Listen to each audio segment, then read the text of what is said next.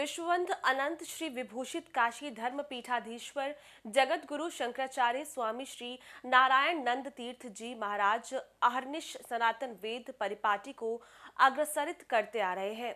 इसी क्रम में प्रधानमंत्री जी के सांसदीय क्षेत्र वाराणसी में श्री काशी धर्मपीठ द्वारा संचालित गुरुकुल प्रकल्प श्री स्वामी नारायण नंद तीर्थ वेद विद्यालय एवं महर्षि सांदीपनी राष्ट्रीय वेद विद्या प्रतिष्ठान उज्जैन के द्वारा समायोजित सनातन वेद जागरण यात्रा 18 नवंबर को निकलेगी।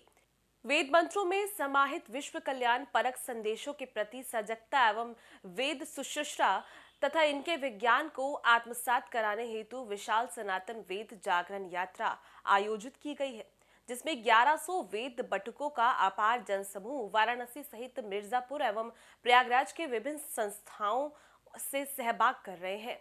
जिसमें 1100 वेद बटकों का अपार जनसमूह वाराणसी सहित मिर्जापुर एवं प्रयागराज के विभिन्न संस्थाओं से सहभाग कर रहे हैं। लखन स्वरूप ब्रह्मचारी उत्तराधिकारी जगत गुरु शंकराचार्य श्री स्वामी नारायण नंद तीर्थ ने बताया कि यात्रा प्रातः 6:30 बजे श्री रामेश्वर मठ के सन्मुख संत रविदास पार्क से प्रारंभ होकर 80 घाट, 80 चौराहा, शिवाला, सोनारपुरा, मदनपुरा, कोदलिया होते हुए श्री काशी विश्वनाथ मंदिर गेट नंबर 4 से मंदिर प्रांगण त्र्यंबकेश्वर हॉल में प्रविष्ट होगा। संवेद रूप से विद्वानों का उद्बोधन तथा पूज्य शंकराचार्य जी का अध्यक्षीय उद्बोधन यात्रा समापन स्थल पर होगा। संस्था द्वारा जन कल्याणार्थ एवं भक्ति भागीरथ में अवगाहन कराने हेतु श्रीमद् भगवत कथा का साप्ताहिक प्रवचन का कार्यक्रम 19 नवंबर मध्याह्न 2 बजे से 5 बजे तक प्रतिदिन होगा। कथा 25 नवंबर तक चलेगी। कथा के व्यास रूप में पूज्य शंकराचार्य स्वामी श्री नारायण नंद तीर्थ श्री महाराज स्वयं आशीर्वाद प्रदान करेंगे। फिर से अपने स्थान पर प्रतिष्ठित होने वाले हैं, उसको लेकर काशी से 22 जनवरी को हमारे यहाँ राम मंदिर में भगवान राम का और वहाँ पर बढ़िया अभिषेक होगा, उनकी पूजा होगी, प्रतिष्ठा होगी। ये देश के लिए गौरव है।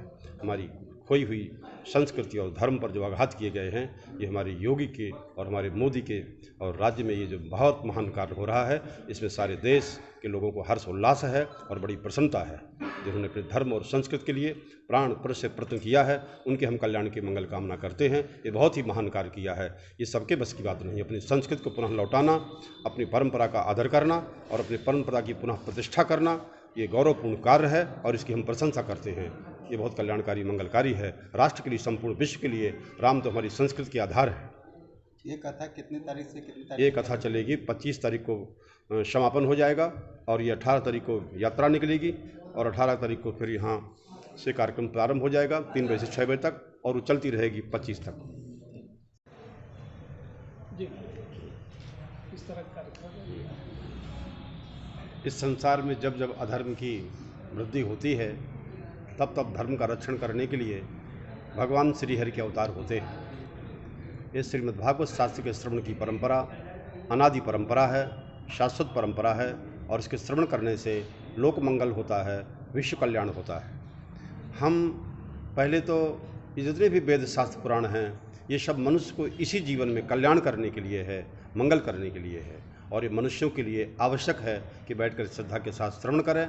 1 सप्ताह का समय निकाल लें। कलयुग के लोगों के पास समय कम है, बहुत व्यस्त समय है और इसमें यंत्र का युग है, तो इसलिए धीरे धीरे लोग 1 सप्ताह का समय निकाल करके श्रद्धा के साथ बैठ करके श्रवण करेंगे काशी विश्वनाथ धाम के दरबार में और वहाँ पर हम सब लोगों को मंगल होगा, कल्याण होगा और ये प्रसारण आप लोग सब दूर दूर तक सारे पूरे क्षेत्र में, पूरे देश में सब जगह पहुँचा देंगे ताकि जिन लोगों को आना हो उसमें सम्मिलित होकर के अपने जीवन को कल्याणकारी बना ले। ये लोग कल्याण के लिए हैं, विश्व कल्याण के लिए है और हम सबके कल्याण की मंगल कामना करते हैं। गुरुजी, अगर आपने कहा कि धर्म खासकर पुराणों पर उन्होंने प्रश्न खड़ा करें, उनको लेकर आप क्या कहें? हाँ, जिन्हें जिस विषय का जानकारी नहीं होती है और जिस विषय का ज्ञान नहीं होता है, उसमें उसको बोलने का अधिकार नहीं है, क्योंकि अज्ञानी तो अज्ञान को ही सच्चा बताएगा।